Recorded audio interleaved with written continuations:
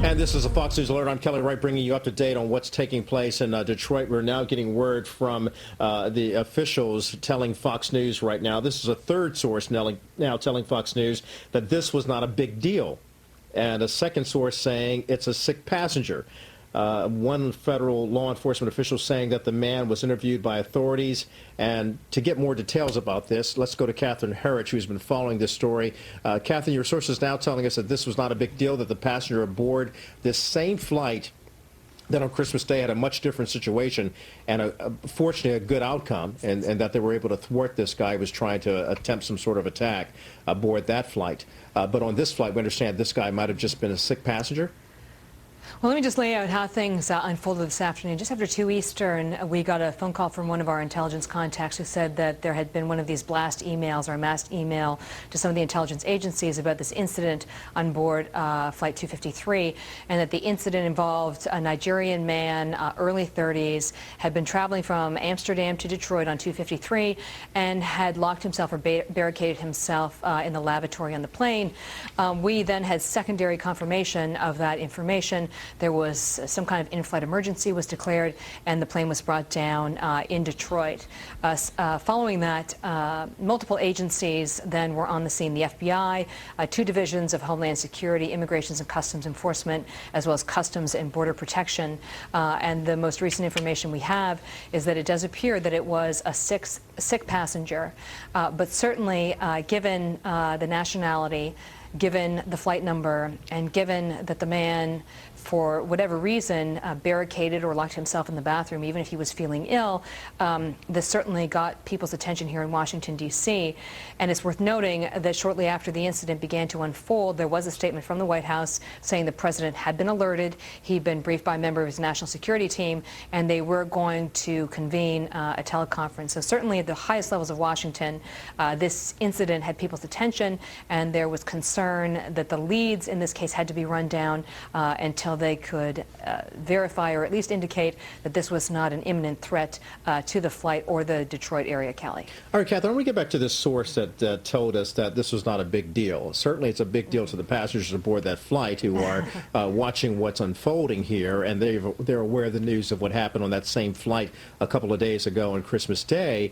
It's a big deal to the passengers, and certainly should be a big deal to the public, because the flying public trust the federal government and other governments internationally to comply with some code of standards and making sure that these passengers are routinely screened. Now, in this particular incident, they're saying that the passenger was sick. I have another question then, because we also know that Al-Qaeda likes to test the system. Could this be a ruse? Could this be a test of the system? Well, I couldn't really speculate on that. All I can tell you in terms of the facts that I have from my reporting is that after the incident on December 25th, security was ramped up because the working hypothesis was that they had to anticipate that there may be other similar attacks in the pipeline until they had information that told them otherwise. I was told at that time that there was nothing that suggested anything else was imminent, but they have to, as a matter of course, work on that assumption.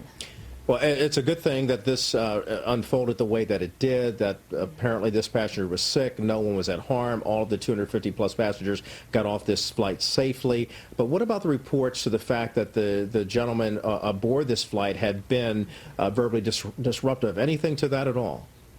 There hasn't been more information on that. That was, I actually was never told in my reporting that he was verbally disruptive. What I was told specifically was that he had either locked or barricaded himself in the lavatory or the bathroom on the flight. So I didn't have specific information on that score. But certainly, when you say, when an official in Washington says it's not a big deal, well, clearly you have a good point.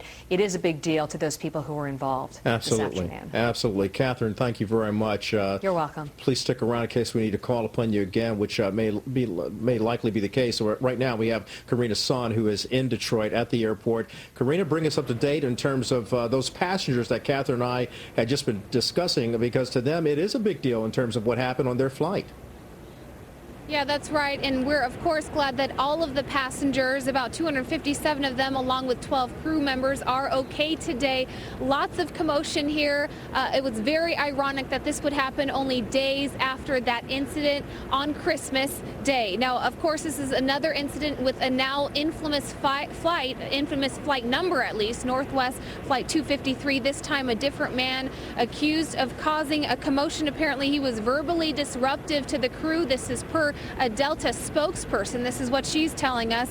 And barricaded himself inside the bathroom for an hour while the plane was in air. I just heard the very last bit of Catherine Herridge's report that she's hearing different things. Of course, right now when something like that happens, you hear a whole bunch of different reports. You have to give it a little bit of time to flesh it out to really find out what is happening. The crew apparently asked law enforcement for help when they landed on the ground. Law enforcement did so, removed all of the passengers, swept the plane. Of course, we know now that everything is okay.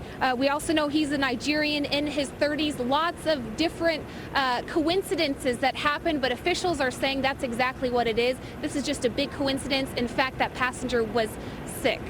Back to you. Karina Son, we thank you for bringing us up to date on the details as they unfolded there in Detroit.